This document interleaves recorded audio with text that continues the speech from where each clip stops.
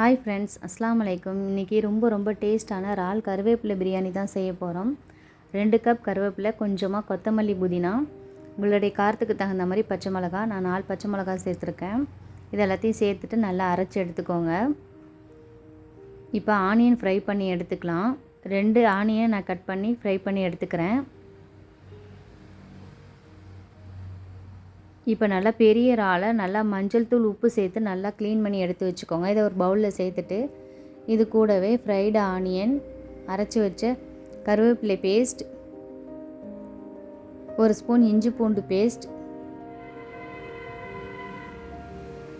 1/2 lemon, கொஞ்சமாக உப்பு, 1 spoon மஞ்சள் தூள், தயிர் தேவையான அளவு சேர்த்துட்டு நல்லா எல்லாத்தையும் மிக்ஸ் பண்ணிக்கிட்டு ஓவர் நைட் ஊற வச்சு எடுத்துக்கோங்க.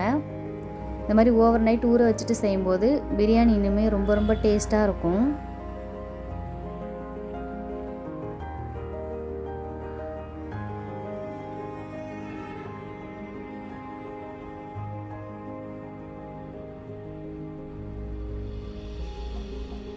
மண் சட்டியில் தேவையான அளவு நெய் சேர்த்துக்கோங்க. ஆனியன் ஃப்ரை பண்ண ஆயிலே சேர்த்துக்கிறேன். ஆயில் கொஞ்சமாக சேர்த்துட்டு கட் பண்ணி வச்ச வெங்காயம், பச்சை மிளகாய் இது எல்லாத்தையும் சேர்த்துட்டு நல்லா வதக்கிக்கோங்க.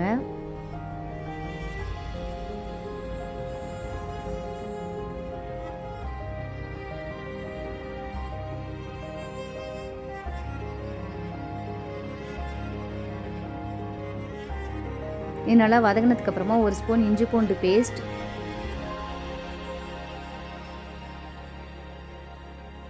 இப்போ ஊற வச்ச இறாலையும் இது கூட சேர்த்துட்டு நல்லா மிக்ஸ் பண்ணிக்கலாம். இது நல்லா பச்சை வாசனை போகிற வரைக்கும் நல்லா வதக்கிக்கோங்க. வதக்கிட்டு கொஞ்சமாக தண்ணி சேர்த்து மிக்ஸ் பண்ணிவிட்டு இது கூடவே 1 ஸ்பூன் மிளகாய்த்தூள், 1 ஸ்பூன் கரம் மசாலா சேர்த்துட்டு நல்லா மிக்ஸ் பண்ணிவிட்டு ஒரு 10லேருந்து 15 நிமிஷம் அப்படியே சிம்மில் வச்சு குக் பண்ணி எடுத்துக்கோங்க. இது நல்லா எண்ணெய் பிரிஞ்சு வரணும்.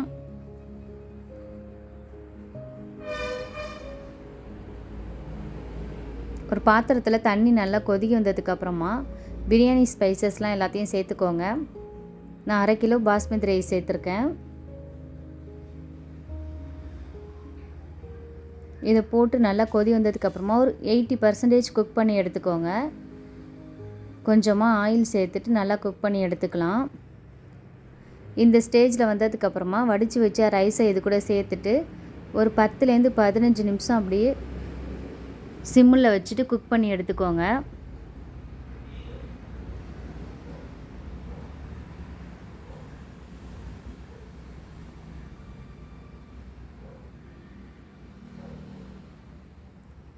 இது கூடவே ஃப்ரைடு ஆனியன், கொஞ்சமாக கொத்தமல்லி கீரை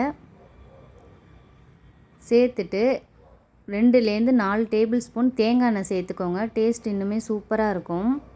உங்களுக்கு ஃபுட் கலர் வேணும்னா சேர்த்துக்கோங்க, வேணும்னா ஸ்கிப் பண்ணிடுங்க.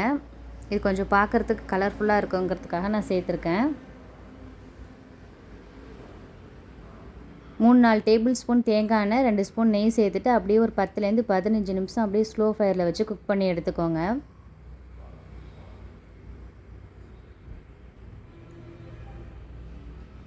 அவ்வளோதான், நம்மளோட ரொம்ப டேஸ்டான இறால் கருவேப்பிலை பிரியாணி ரெடி ஆகிடுச்சு.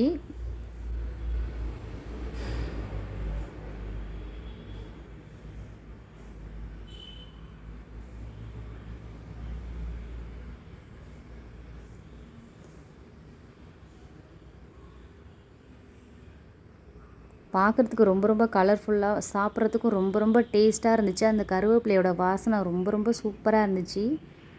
கண்டிப்பாக நீங்களும் இது மாதிரி ட்ரை பண்ணுங்கள்.